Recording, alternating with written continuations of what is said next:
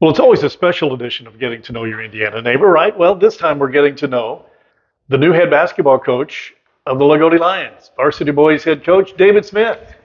Thanks, Greg. It's been a long time coming, and we're going to talk about a lot of things. I've known David since childhood, and I know that he was as big a Loogootee Lion fan as anybody that ever was. But I want to ask you, Dave, first of all, how you got the news, your reaction to the news. I know it might have been a little different now than if it was 15 years ago or so, but take me through that process. Well, went through the interview process. First interview was with Mr. Julian, the athletic director. Second and third interviews was with Dr. Harmon and board members. Um, then last Friday evening, got the call from Mr. Julian that I'm going to be offered the job and given the opportunity. So I've kind of known since Friday, but haven't really said anything until the board met today and made it official and ready to go. Who's the first person you told? Well, obviously, probably the first person I told I thought I was going to get the job was probably my mother. Yeah. Her, and of course, you got a close group of friends. Coach Wagner and Kelly Ray Hill and Dillon Street and those guys I coach with and play golf and stuff with. So those were probably the first people I kind of let know I thought it was going to work out. So when you got the call and got the offer, was it one of these? Thanks, Mr. Julian, I appreciate it. Thanks, Corey, I appreciate it. Yes. Or were you a little bit more contained in that? Well, I tried to be a little bit more contained. Yeah. Just, you hear, you hear things and you think it's going to go your way, but you never know until you get that call. And, I was obviously very pleased, very happy about it, and was looking forward to it. About 7:30 on Friday when he called, and was kind of told maybe to expect a call. And I kind of, well, later it gets, maybe, Yeah. But the rethinking. yeah. So, but he called, and like I said, I very appreciative and very appreciative of the opportunity. I've seen where, you would think it was a dream of a lifetime for you, growing up as you did, a huge Lion fan, being with Coach Butcher, Coach Wagner, and others. But I'm guessing, yeah, maybe 15, 20 years ago, you get that dream come true is really a fairy tale come true. I gotta believe though, right now at the stage of your life, it's a little bit different. It's more business and what's next. Is that fair to say? I think so. I think maybe 15 years ago, I wouldn't have been, prepared to really do the job. Okay. Over the past 15 years and, coaching, with, as you said, Coach Butcher for the first 10 years of my career, and then coming back, I went to the girls for a while and came back and coached with Coach Wagner. And of course, our first season together was a pretty magical season. And then now the last few years working with Coach Haywood, and I've learned a lot from him also. So I've had the opportunity to learn a lot from three really good coaches that I think's made me a better coach. You always, it doesn't matter how long you've been in something, you need to continue to learn constantly. And, if anybody ever thinks they know everything there is to know about the game of basketball, it's probably time to go because you never know everything there is. And Coach Krzyzewski said that one time at a clinic I was at and watching him, and I thought, wow, here's this guy, Still the learning. best in the world, still learning, so I better. Yeah. When you think about being the head coach of the Loogootee Lions and the experience that you've had, I mean, there are people out there maybe who say, okay, I want to find out about this new coach. I'm not from Loogootee, but I want to find out about him because I've never heard of him. He's not got any head coaching experience from the varsity level for the boys. Take us through your resume a little bit and enlighten them. Well, I started out in the early 90s. Coach Butcher's freshman coach. Yeah. Tell me, if you will, as you come back to my other question, how did that happen? How did you and Coach Butcher, the relationship there develop? Well, Because you never played sports in high school, right? I played basketball up through junior high. Yeah. But Coach Kavanaugh, who we all miss dearly, was a great friend. His idea of my basketball playing ability and mine were different. Sure. But a lot of us found that out. Yeah, probably mine too. Yeah. He was right. Hmm. So after junior high, I didn't play anymore, but I always loved the game and would go to the games, watch the games. I'd always remember, as a lot of people did, watch Coach Butcher on the sidelines, and Hmm. but Coach Biggs decided he was going to retire. And I had worked at the radio station and covered the games, and Hmm. Mike and I would talk basketball a lot, and he knew I was interested.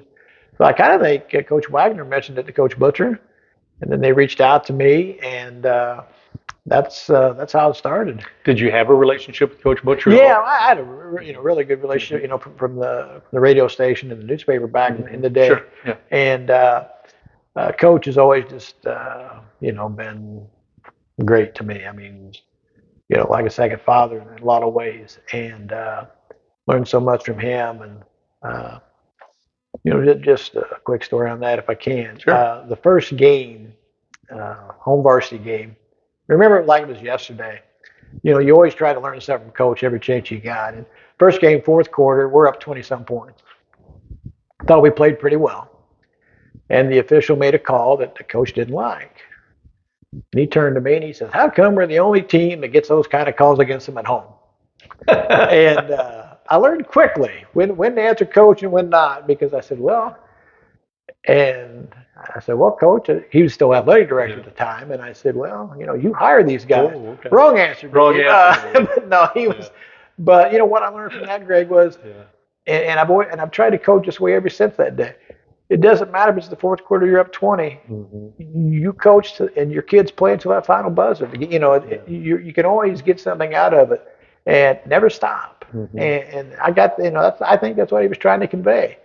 And but and learned a lot of other things, obviously. But that was one of the first lessons to learn: when to answer, when not. But don't stop. All right. So your resume with Coach Butcher and move forward. My first 10 years as freshman coach, with him, and then Mike kind of moved up to varsity assistant role, and I did the JV for 3 seasons. And an So undefeated season, didn't you not? yeah, Jordan Hawkins will tell you that him and that group made my career, but. I always kid him. Always kid him. The year before, they lost to Bar Reeves, so we had to Yeah. get them over the hump to be able to beat them even back then. So, Hmm. uh, but yeah, but I don't care who you are. You got to have talented players, Right. and I've been blessed. I've been fortunate. I've had a lot of talented kids through the years that have bought into what I've tried to coach and teach, and it makes it a lot simpler. And the guys know that we're going to coach them hard, but we're going to be fair. We're going to be honest with them, and we're going to try to get them, to here and then to here, Hmm. and uh, they know, kids are smart. They know if you're telling them the truth, if you're being honest with them, they can trust you, and you just tell them straight, and they'll go out and do their best. The kids want to win, obviously. So with Coach Butcher for 10 years. When he retired, I went over to the girls' side for a while uh, with Leslie Van Hoy. I coached with her for a while, and then when she stepped down, I took over for a few seasons. And then when Coach Wagner uh, was coach, kind of from the get-go, he kind of wanted me to come back, but I'd kind of committed to the girls, and then finally did go back in 2012 with him. And as I say, we had a magical ride that year. And then after Coach Wagner stepped down, I went down and coached eighth grade for a year, and then I kind of stepped away for a couple of years, and then Coach Haywood came in, and he reached out to me his first day, and I got to know him. And that first year was kind of behind the scenes, practice and stuff, and then second year I was one of his varsity assistants for a year. But um, the style that he coached with, and his things were a little bit different than Coach Butcher and Coach Wagner and I had done. So, I think, well, am I really doing as much for the program as I can right here in this role? Because, I'm still trying to learn his stuff. And, Hmm. he would tell you, he said, don't worry about it. He said, my assistants never figured out all my stuff, but I wanted to, So I went and I coached a junior high and took his stuff and started to use it and learn it and apply it more. So I've done that the last 2 years, and Coach Haywood's a good friend of mine, and talked to him a lot this week. And uh, in fact, I talked to him about going back to the high school this year and being one of his assistants again. And then, he decides to Yeah. go elsewhere. So I've been blessed, as I said. I've had a lot of talented kids, and when you work for Coach Butcher, who, in my opinion, is the best to ever do this, and then Coach Wagner and Coach Haywood, I've been very blessed. Isn't it ironic though that you had all the years you had him under Coach Butcher, you had a state championship with Coach Wagner, and then a new coach in Ryan Haywood comes in, and the relationship is built to where you're his eighth grade coach basically for a couple of years. And to me, that might be the tipping point that got you this role. And I say that because you had a very successful 2 years. You were able to develop players, you were able to develop teams, and that says a lot toward a coach. Otherwise, you might still be in that background a little bit. Mm-hmm. That well, who else can we consider? But is that fair? That might be the tipping point. Those last 2 years that you ended up coming back and coaching junior high. It might be. Yeah. It very well could be. I had two very good group of kids, Mm-hmm. and they just worked extremely hard, both groups. And I know when word was getting out that Coach Haywood was leaving, a lot of those kids off those two teams come and asked me to apply, and uh, said we'd love to be able to play for you again, and that means a lot, and it's more them than me. But so I thought, yeah, I'm gonna apply. I'm gonna give Yeah. it my best shot, and I'd love to have a chance to coach those guys again. And now we got it. Yeah. How many times over the next 4 years, some of those guys will be saying, "What was I thinking?" Well, Because you can get in their face, but yeah. obviously you have been. But apparently you have the respect, and as you said, you can get on them and be truthful, and you have to respect each other. They have Mm-hmm. to respect what you're trying to teach them, and obviously you have to respect their mindset as kids, right? Absolutely. Yeah, the game has changed a lot from when I started. Mm-hmm. Mindsets have changed, but I still believe that kids want to be coached. I still believe they want to be coached hard. As I said earlier, they want to be successful. Uh, as long as you just don't, sometimes it's okay to say, "Well, I don't know." Mm-hmm. Don't try to fool them, and just be honest, and say, "Okay, we'll work this, we'll try this, and we'll get a solution." Uh, and I think that's important. You said build those relationships with your players. Has it happened yet where the school board, maybe in the interviews, or Corey and Julian as athletic director, have had time to sit down with you and say, here's our expectations. You're going to control what's on the court, but here's our expectations as a head coach in regards to morals, in regards to ethics, in regards to teaching. Has that conversation been had with you, or is there mutual understanding? I think it's a given at Loogootee. Uh, we're going to uh, do things the right way. I did say in the interview process that my players, their grades got to come first. Uh, we don't have anybody 6'10", 6'11" that is going into the NBA someday. So you got to have your priorities, and in the classroom comes before sports, in my opinion, and then basketball, and we're going to do things the right way. We're going to try to represent Loogootee, our school, our community, in a first class way. Do nothing to bring any disrespect or honor to our program or school. We're going to we're going to have, the players are going to know what expectations I have for them, and what I have for the season. And I want to know what their expectations are for the season, and what they expect from the coaches, 'cause I think it's a two-way street. And so I'm looking forward to that. We have a really good group of seniors coming back, and I'm looking forward to getting with them and getting started. Yeah, so that's how important is it in your mind to be a coach at the school, a teacher at the school and already have those relationships maybe as to become as a lay coach. You see that more and more, Mm-hmm. maybe Mm-hmm. maybe a coach that doesn't actually teach at that school.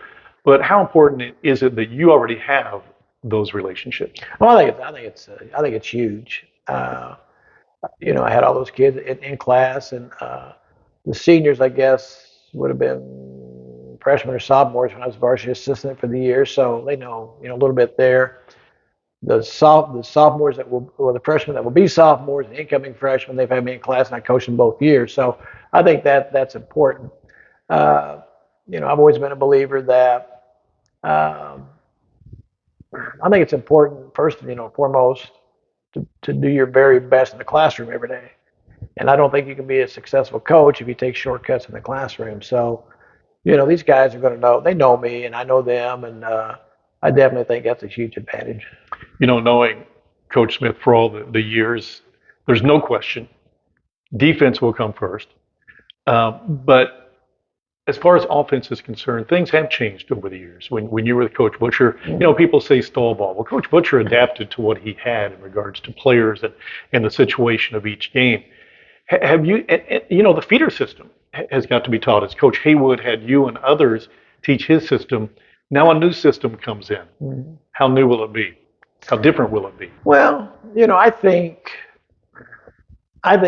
from a coaching standpoint, it would be malpractice to say we're gonna play this, we're gonna play this, and that's it. Mm-hmm. Because you're going to play. Let's take a Brownstown next year in maybe the North Davis tournament. Right. They're going to be one of the top teams, Right. probably in the state. You're going to approach that game a little bit differently than you're going to let's just say, A team that's not as good. yeah, yeah. You're going to approach it differently. Right. You have to, and I think you've got to have. I've always gone into every game. I don't care if it's junior high, freshman, JV, varsity, whatever, with 2 or 3 or 4 game plans. It's a game plan A. If it continues to work, great. If we have to go to B or C, you have to make adjustments, throughout the game. Uh, you may think you have the greatest game plan in the world, and 2 minutes into it, you realize, something's got to change. So, uh, kids want to play, more open today than, 20, 25 years ago. I understand that. But my job as their coach is to put them in the best position that they can be in to win the game in the end. And whatever that might take, whatever defense that might take, a changing of defenses or running this offense or this offense, that's what we'll do. And to give ourselves the best chance to win the game because that's the reason we play. Your staff next year, and I know you have talked about that or have talked to that some. Um, I know you'd mentioned that Coach Wagner might be on the bench next year, and he's agreed to that because if he has, he lied to me. No, he did not lie. No, no, he did exactly what he should have. He said, "We'll see." Yeah. And but it sounds like you've had some conversations, and that's very positive. Yeah. I've talked to Mike, and I'm pretty sure he's on board. Says he is. So Yeah, he is. it would be crazy for me not to have him. I mean, he's very good, very knowledgeable, knows the game. We work well together. So I'm certainly looking forward to having him on the bench. Uh, Dylan Street, he's coached with us the last couple of years, and Dylan is a very, very good young coach. And he got into education. Dylan, could have got into school and he could be a head coach if he wanted to be. I think he's really knowledgeable. He wants to help as well. So try to find a spot for him. And he's the freshmen and the sophomores. They played for him. They have a lot of respect for him. And when I mentioned his name to them about him coming back, the kids were excited about that. So the kids got to be, they got to want to play for who their coach is. So I think that, some of the other guys that were on staff, they've had some changes in jobs and other things and their families. So not sure all of them going to be able to commit to a full-time thing, but I think they'll do some things behind the scenes that will help. Talked to Coach Marks a little bit. I think he'd like to stay with the freshman group, and some of the others I've not really had a chance to talk to yet. Because this has been pretty quick. Yeah, this week being finals week and everything else, I do think Wyatt Street and Tyler Walton want to stay in the fifth and sixth grade. Uh, Bill Riley, who's coached in the past junior high system. I think he's going to come back and coach seventh grade. I've talked to Larry Hembry about possibly coming back and coaching the eighth grade. Larry is very knowledgeable of basketball. Played at Loogootee, played in college, coached a few years ago. So we'll try to finalize all that stuff with some of those guys and go from there. And I just want to put the right people in the right places that I think will do a good job, and I think all those guys will.